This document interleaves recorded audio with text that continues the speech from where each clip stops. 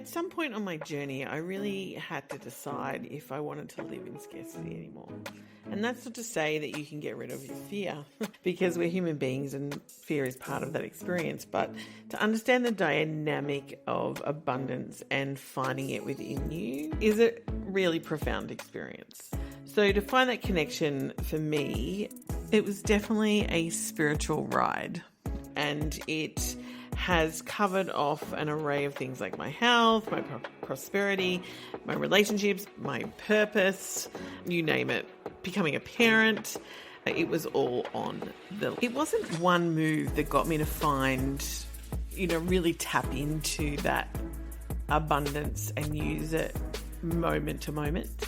I think it's built up over time, understanding duality and really using that muscle, the energetic muscle, to tap into it and move from that place. Wasn't one place, wasn't one thing. And everybody's story is different. So I've called upon some friends and abundance experts I know and love and to support us along our journey, because by no means am I finished. And I think that's part of the reason I started this podcast. And so I welcome you. Hello, beautiful souls. Welcome to Your Abundance Podcast. It's a space for you to expand your abundance. I'm Eiran, your host and your guide on this transformative journey. And I'm thrilled to have you co-creating this podcast with me. You calling in for answers, me calling in for answers, and my desire to ask questions is a great match. I'm really clear about the fact that I want this to be a place for you to expand, provide insight, lessons, and tools that you can carry on your own personal journey to abundance within you. Before we dive in to your abundance conversations, I invite you to subscribe, rate, and leave a review if you enjoy what we share, because your feedback fuels our mission and helps us reach more hearts in search of abundance. So if you're ready to expand your horizons and blow your mind and step into the energetic world of abundance, and your answer is yes, let's embark on another episode of Your Abundance Podcast.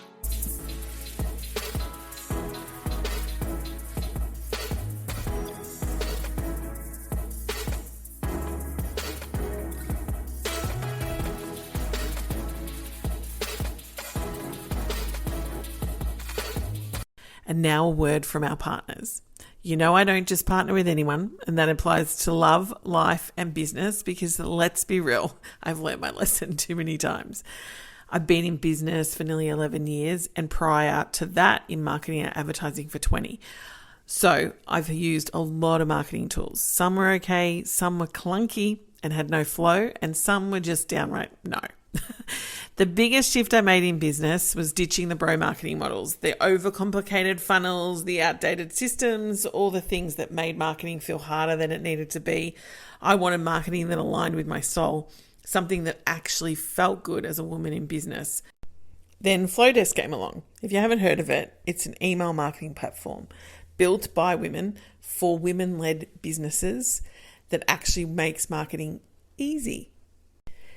It's intuitive, it's easy, and honestly, it's just beautiful. I use it for myself, I use it for my clients, and it's become a must-have in my business. It's given me back time, flow, and the kind of marketing that I actually enjoy. So when they came to me this year and asked me to partner with them, it was an easy hell yes. Now I get to share it with you too, and because I'm a Flowdesk partner, you get 50% off for the entire year too.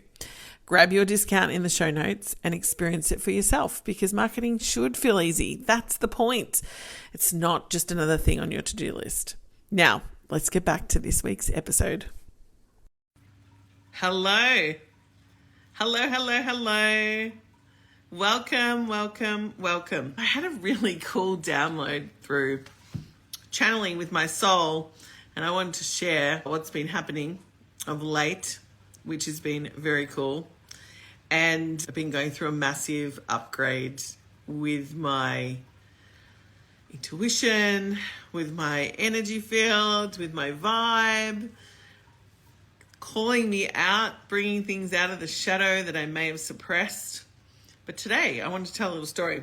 So I want to start with, if you notice up the top, I thought people pleasing is your superpower.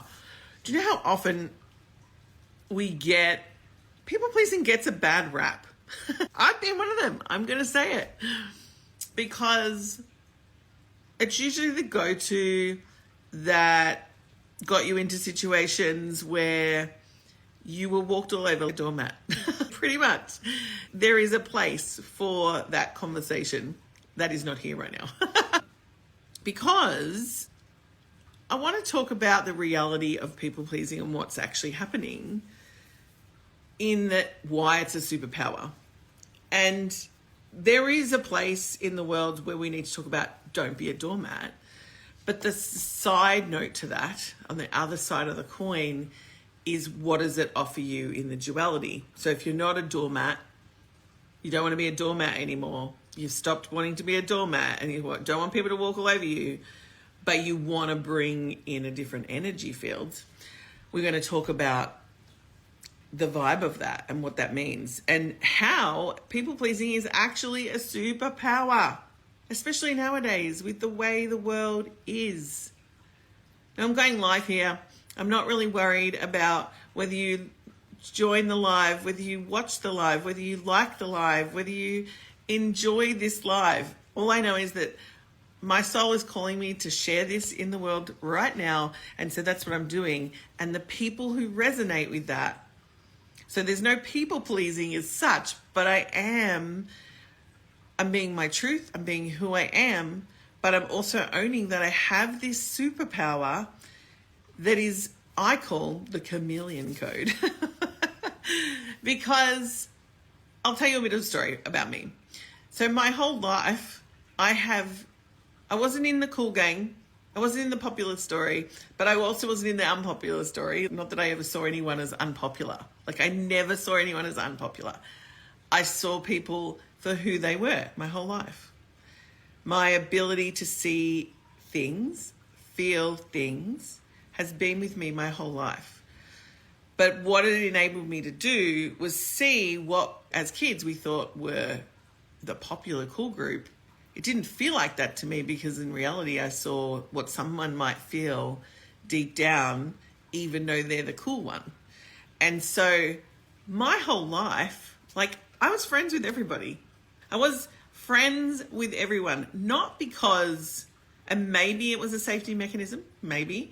However, for the most part, it was just I genuinely saw people for who they were. And I loved people. I loved talking to people. I loved working with people. I was friends with every group at school. I don't think there was a friend group that I didn't have. Like it was almost like I played with different groups. I played with different friends. I did different things. Like I always was expansive. I was always passionate about multiple things. My genius zone, though, was part of this chameleon effect that I could have.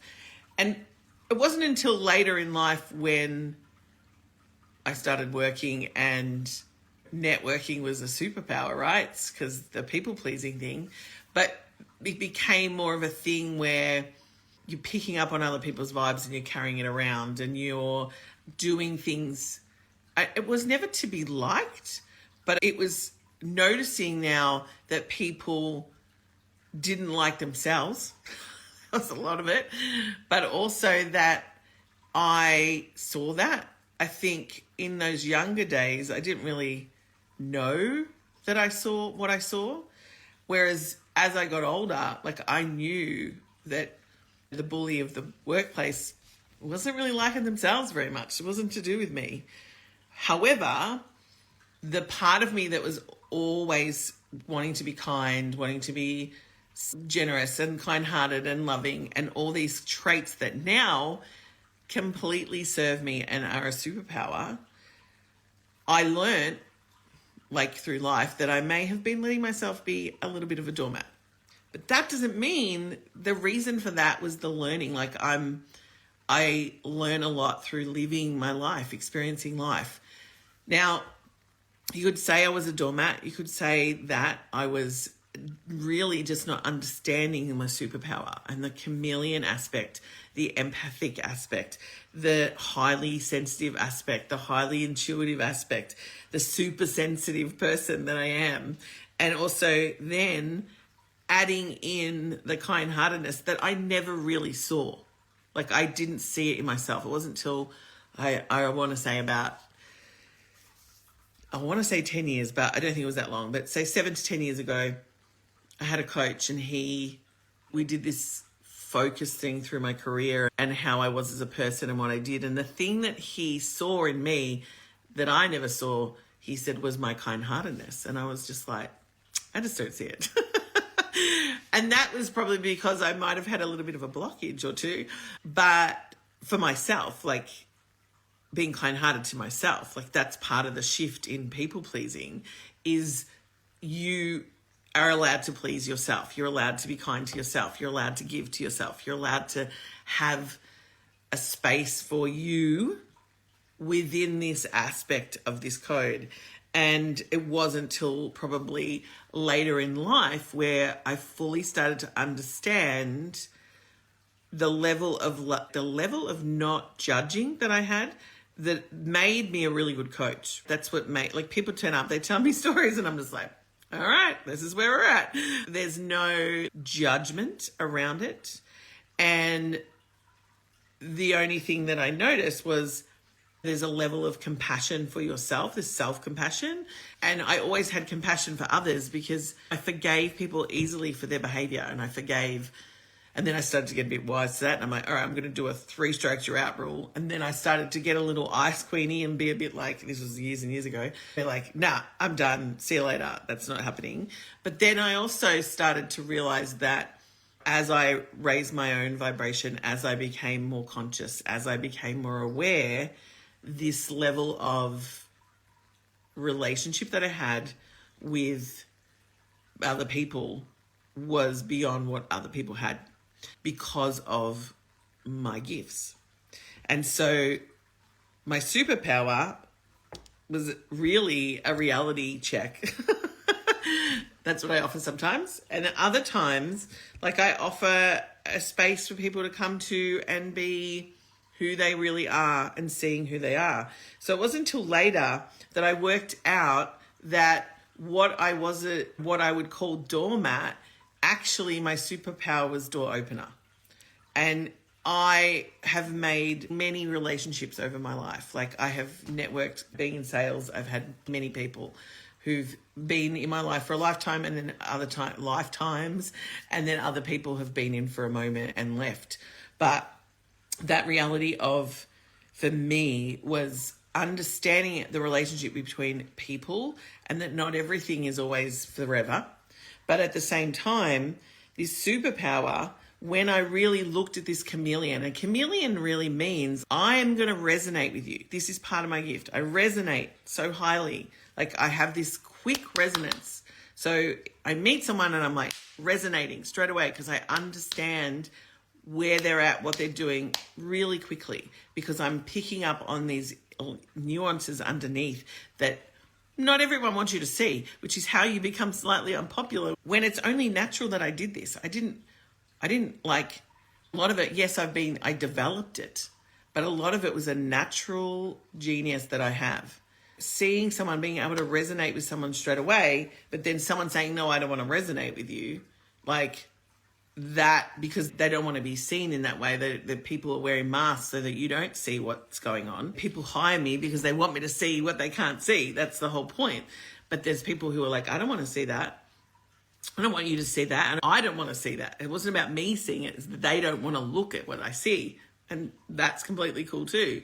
So I had to find the balance of what I actually see and how I can be compassionate to myself with my gifts, my ability to channel, my ability to resonate, my ability to connect quickly, my ability to channel really quickly. But one of the most powerful things as a chameleon and as a person who is undefined in a lot of their energy fields, in that unconsciously I open doors. Like I used to see myself at one stage as, you should talk to this person and this person. It's like a connector in the energy field of things. Is connect to that. You should connect to that. You could connect to that. You could connect to that. And so as I became a coach, I started to learn that I was opening up potential. Like my people pleasing became not doormat, it became door opener. And that's because I'm kind-hearted. I have less judgment than other people, not necessarily all the time.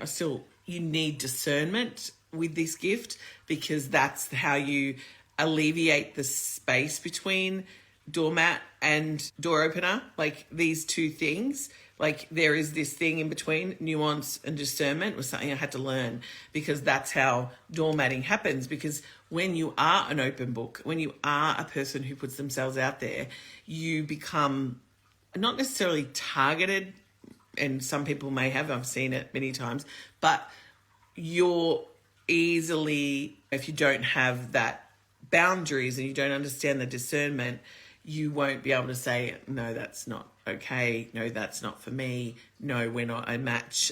This is an energetic match, that kind of thing.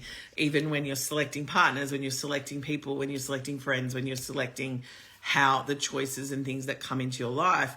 Like for me, I'm lucky because I am a person who follows joy. I follow happiness. If I'm in the expansion of that, then, and I'm moving with the energy that brings me joy, that like this, it brings me joy to share. Like I love expressing, I love sharing, and I love dropping like the codes, and I love speaking in groups, and I love coaching in groups. I love coaching one-to-one, like all of the ways that I share what I do, and this chameleon aspect of who I am, which essentially is a highly sensitive person who can use her superpower for the benefit of humanity and serve unconditionally without, and I say unconditionally in that I'm open, unconditionally as open-hearted as best to my ability, and that's my spiritual dharma of learning to open and trust that this is going to land with the right people, and trust that you all,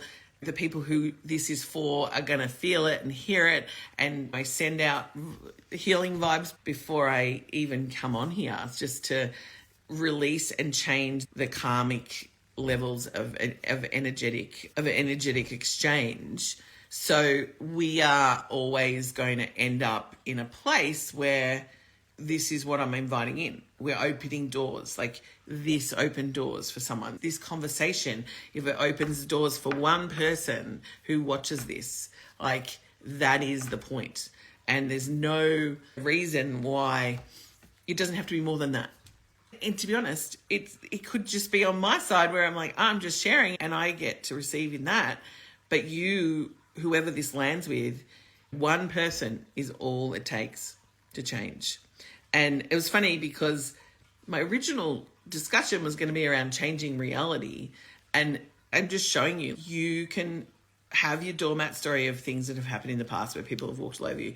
But you can also look at, where is this a superpower? And it is absolutely a superpower. If you are a people pleaser, I'm guaranteeing you, you're a kind-hearted, loving, generous, like your zone of genius is through the roof, because your emotional intelligence, when you understand it, is powerful, is beyond, means that you can play in duality and move beyond it.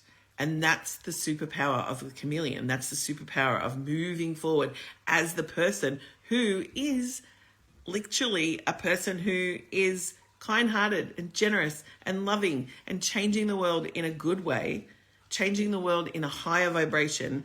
And when you learn that, you actually get to be in a higher vibration yourself, right? That's the point. And so I'm going to send an invitation out. If you're watching this and it is an alignment for you to actually work with me one-on-one, we can do soul. I can do soul channeling sessions where I'm tapping into your soul. I did one last night in the It's Your Destiny membership, where we were doing Unlocking Your Potential, and we're bringing in the people who are wanting to align with their soul on a higher level. And I teach you I will channel your soul language to you so you can resonate with it. because so then you can understand it, and I can actually then give you the message from your soul. So we can do soul channeling sessions or soul reading sessions. We can do healing sessions, and healing is really about shifting out the negative energy that's remaining from those relationships where the doormatting existed, where the energy was like, this is not, I stopped myself from being this person for years, fully in my hello, I'm here and I've arrived, literally stopped myself because of all the times that it was, people were challenged by it. And for the times when the relationship needed to end or things needed to move on, I literally held back myself and stopped stepping into my likability, my ability to turn up, my ability to read the room, my ability to read energy like that, like my ability to turn on and get future readings for someone, my abilities to turn up. And my job as a coach, as a healer, as Eiran Trethowan, because you know what, like labeling me, like labeling yourself just limits. And I'm all about living an unlimited life and living a life where we are divinely guided, we are soul led, and that was been my lesson, like really understanding, for me to be unconditional in my service, my soul has to fully lead. So this morning, I was laughing and talking about winging it. There's a part of me that would wing it because I'm in the doormat. I'm winging it. And that's like living the 80% of your gift. To live the 100%, I was like, I need to prepare. And I'm like, yeah, but I'm not a person who's going to be like writing a list and writing all the words that I'm going to say and putting all the pieces together for you as I'm talking. And it was like, what is the preparation for me is to channel my own soul language, channel my soul's message that it wants to be put out in the world. And so I did that, and here we are now.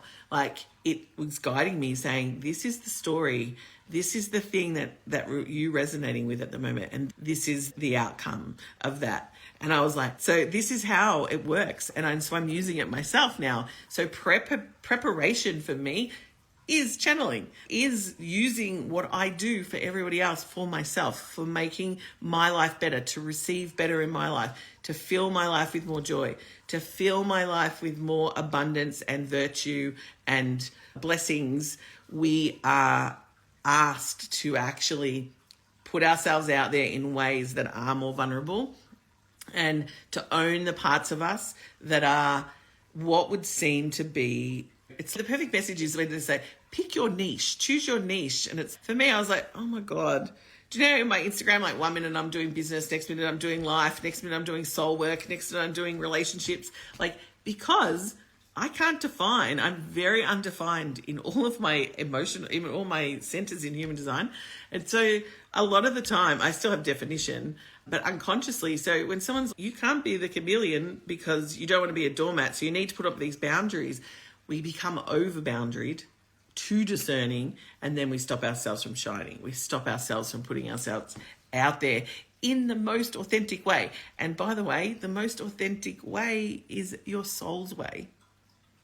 And so I invite you today to ask me about one-to-one coaching. I invite you to ask me about soul channeling. I've still got a few sessions left at the price that it's at right now.